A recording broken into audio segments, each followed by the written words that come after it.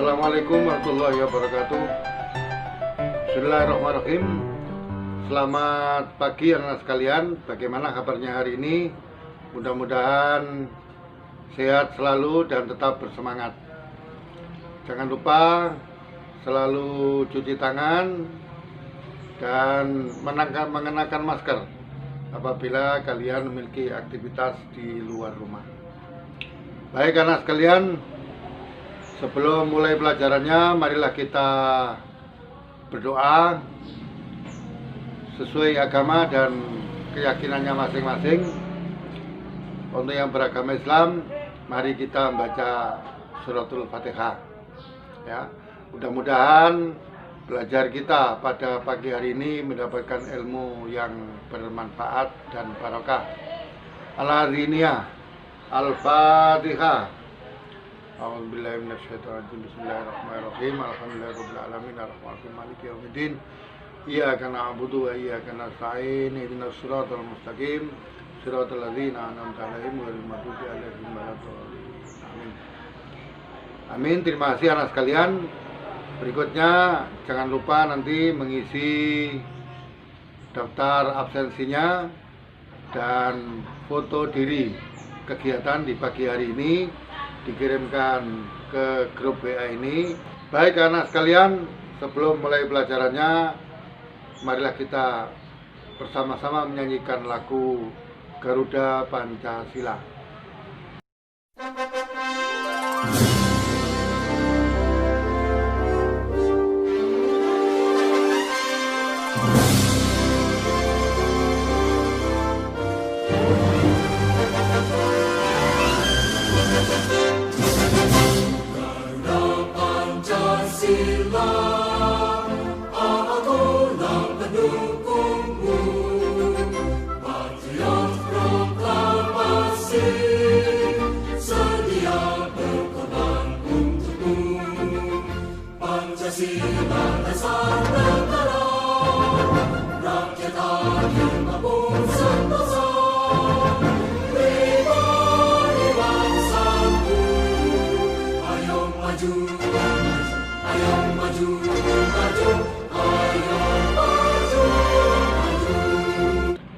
Ya, setelah kita menyanyikan lagu Garuda Pancasila ini, mudah-mudahan semakin semangat dan menumbuhkan semangat kita untuk selalu melaksanakan nilai-nilai luhur Pancasila dalam kehidupan kita sehari-hari. Oke anak sekalian, sesuai dengan tema kita pada pagi hari ini, yaitu makna Pancasila sebagai dasar negara dan pandangan hidup bangsa. Kita masih berbicara di bab 1 sub B, ya, bab 1B. Anak sekalian, selanjutnya tujuan kita belajar pada pagi hari ini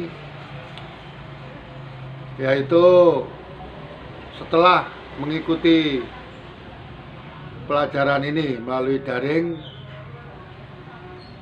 diharapkan kalian semua mampu mendeskripsikan makna Pancasila sebagai dasar negara dan pandangan hidup bangsa. Oke, anak sekalian, marilah kita uraikan satu demi satu. Yang pertama adalah Pancasila sebagai dasar negara. Anak sekalian, lihat di belakang saya ini sebuah tayangan gambar. Ya, gambar apa itu menurut kalian? Ya, itulah gambar pondasi sebuah bangunan atau pondasi bangunan rumah tepatnya, ya. Anak sekalian, rumah yang dibangun tanpa pondasi, kita yakin rumah itu akan segera rusak dan roboh, hancur. Maka mendirikan rumah harus ada pondasinya. Demikian juga negara. Anak sekalian, negara didirikan tanpa pondasi, tanpa dasar negara, saya yakin negara itu akan segera bubar dan hancur. Karena itulah sidang umum BPUPKI pertama kali yang dibahas tentang rencana pendirian negara Republik Indonesia ini adalah dasar negara. Dan usulan dasar negara itu bagaimana kita pelajari pada kelas 7 tahun lalu, ya, dari Bapak Muhammad Yamin, Bapak Soekarno, ya. Anak sekalian, tanggal 1 Juni 1945 Pak Karno berpidato di depan sidang BPUPKI. Kita ikuti cuplikannya berikut ini.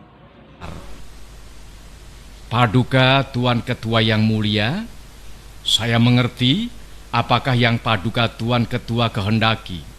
Paduka Tuan Ketua minta dasar, minta filosofi Grondslag, atau jikalau kita boleh memakai perkataan yang muluk-muluk, Paduka Tuan Ketua yang mulia meminta suatu Weltanschauung di atas mana kita mendirikan negara Indonesia itu.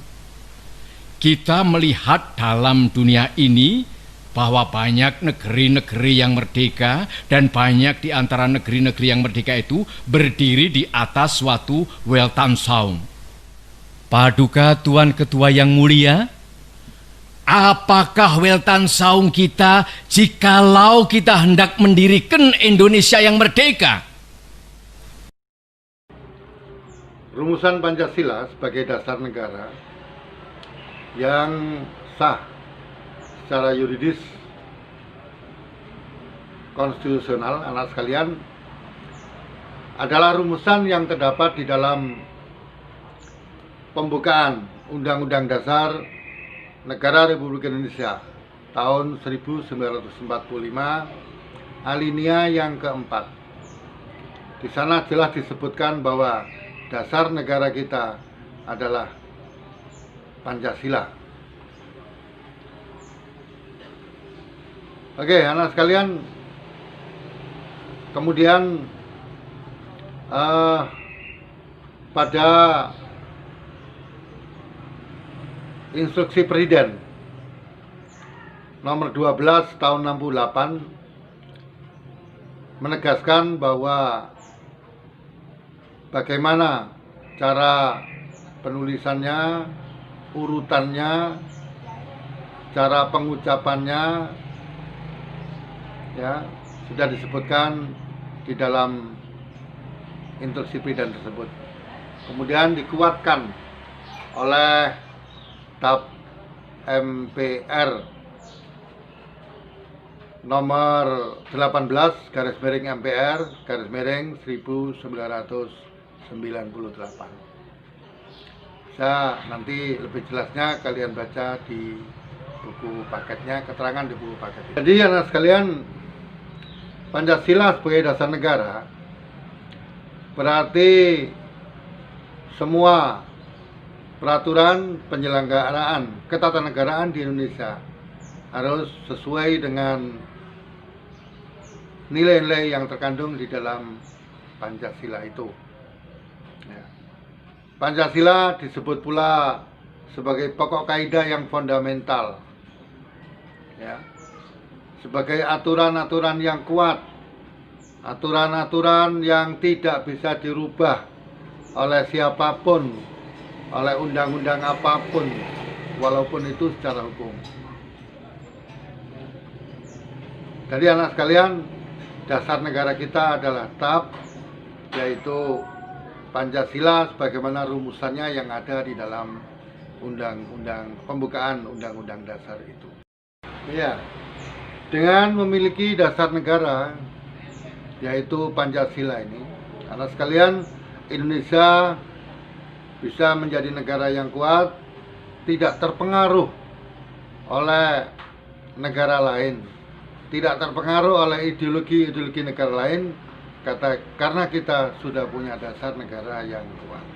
Di dalam rumah yang dasarnya kuat, maka rumah itu akan tetap berdiri tegak kokoh. Demikian pula negara Indonesia yang memiliki dasar negara yang kuat, yang digalih dari jiwa bangsa Indonesia itu sendiri, maka Indonesia insya Allah menjadi negara yang kuat. Oke anak sekalian, yang nomor 2 adalah Pancasila sebagai pandangan hidup bangsa. Sebagai pandangan hidup bangsa, Pancasila dijadikan sebagai motivasi dalam bersikap, bertingkah laku, dalam melakukan perbuatan, bermasyarakat, berbangsa, dan bernegara.